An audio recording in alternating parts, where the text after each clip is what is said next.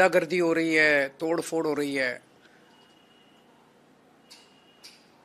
सभी दिल्ली दिल्ली नहीं, देश के लोग ये समझने की कोशिश कर रहे हैं कि सारी गुंडागर्दी का सोर्स क्या है।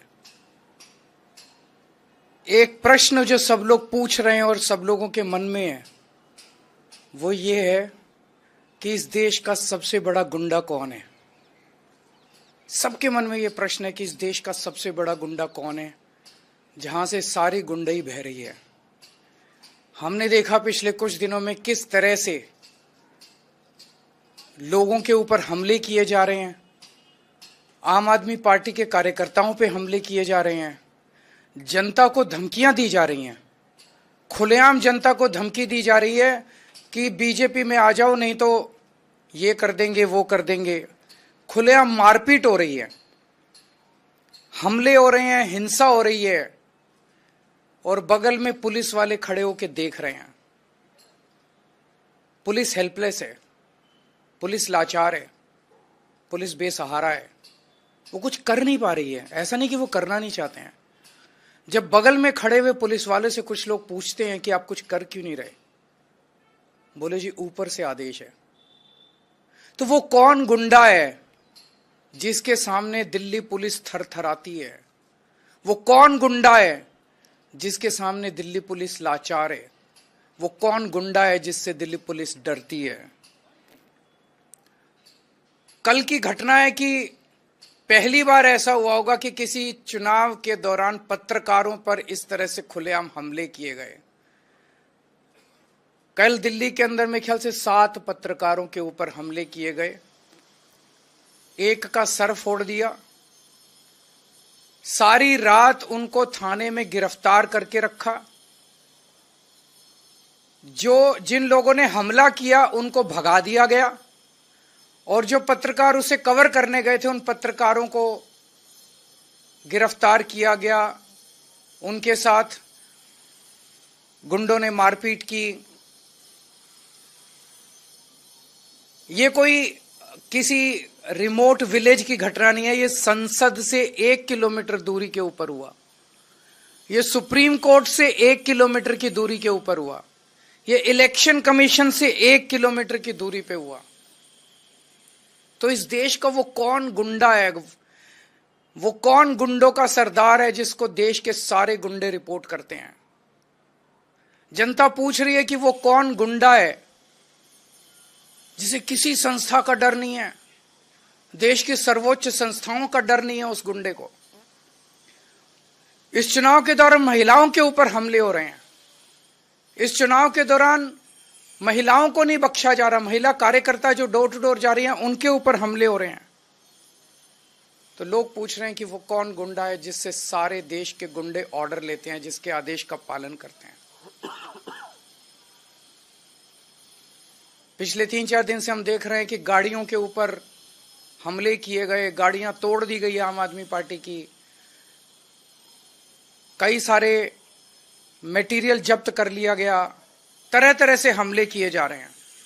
तो अब जनता ने मन बना लिया, बाकी सारी चीजें एक तरफ, इस बार इनकी गुंडई को हराना है। अब ये क्लियर हो गया है कि अगर डबल इंजन की सरकार आ गई है तो डबल इंजन कुचल देगा सब लोगों को, बख्शेगा नहीं। अपने पहियों के नीचे ये डबल इंजन सारी जनता को, गरीबों को, मिडिल क्लास को कुचल देगा ये इंजन। सबसे पहले तो सुरक्षा है ना लोगों की, सबसे पहले तो खैरियत है। अगर अब खुद परिवार ही नहीं बचेंगे, उनके परिवार ही नहीं बचेंगे, उनको इस तरह से डराया जाएगा, फोन कर करके धमकाया जाएगा, तो बाकी सारी चीजें बेमानी हो जाती हैं। तो लोगों ने मन बना लिया है कि अगर चुनाव के पहले इन लोगों का ये हाल है, जब इन्हें हमसे वोट चाहिए, चुनाव के बाद तो ये हम लोगों को कुचल देंगे। तो इस बार लोगों के पास 2 ऑप्शन है। एक तरफ शरीफों की पार्टी है और एक तरफ खुलेआम गुंडागर्दी चल रही है। एक तरफ वोट देने से 25,000 रुपये महीने का फायदा है और दूसरी तरफ टोटल गुंडागर्दी है। इनके कई कैंडिडेट्स ऐसे हैं जो खुद माफिया है अपने अपने क्षेत्र के अंदर। अगर उनको वोट दे दिया तो एक तो देश का सबसे बड़ा गुंडा और उसके नीचे कई गुंडे, तो गुंडों का सरदार और सारे गुंडे मिलके दिल्ली वालों का क्या हाल करेंगे, ये सोचने वाली बात है। तो ये गुंडागर्दी दिल्ली बर्दाश्त नहीं करेगी, देश बर्दाश्त नहीं करने वाला। लोग शरीफ हैं, लोग शांति से जीना चाहते हैं। दूसरी बात जो सबके सामने आ रही है, हमारे देश के स्वतंत्रता सेनानियों ने बड़ी बड़ी कुर्बानियां देके देश को आजाद कराया। कई लोग फांसी चढ़ गए। वो इसलिए फांसी चढ़े थे कि देश में जनतंत्र होगा, देश में चुनाव कराए जाएंगे, चुनाव में जनता वोट डालेगी और वोट डाल के अपनी सरकार चुनेगी। लोगों ने इसलिए कुर्बानियां दी थी कि चुनाव निष्पक्ष होंगे, स्वतंत्र होंगे। लेकिन आज जिस तरह से चुनाव आयोग ने भारतीय जनता पार्टी के सामने हथियार डाल दिए हैं, चुनाव आयोग ऐसे लगता है जैसे एग्जिस्ट ही नहीं करता। ये एक बहुत बड़ा प्रश्न खड़ा कर रहा है।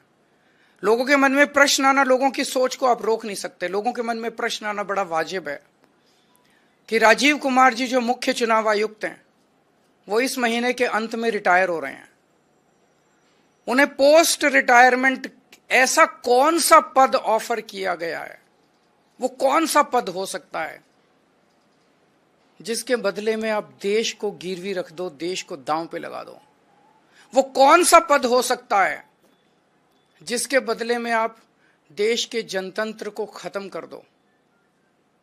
गवर्नर का पद, राष्ट्रपति का पद, कौन सा पद हो सकता है वो जिसके बदले में आप पूरे देश को, जिसके लिए स्वतंत्रता सेनानियों ने बड़ी बड़ी कुर्बानियां दी, उस जनतंत्र को अगर आप दांव पे लगा दो? मैं नहीं समझता, मेरी नजर में ऐसा कोई पद नहीं है। मेरी हाथ जोड़ के राजीव कुमार जी से विनती है, आप अपनी ड्यूटी कीजिए, पद की लालसा छोड़ दीजिए, पद का लालच छोड़ दीजिए। 3-4 साल और नौकरी कर लेंगे। आपने तो इतने 40-45 साल नौकरी कर ली, इस देश ने आपको बहुत कुछ दिया है। अब अपने कैरियर के अंत में एक पद के लिए देश को गिरवी मत रखिए, देश के जनतंत्र को खत्म मत कीजिए।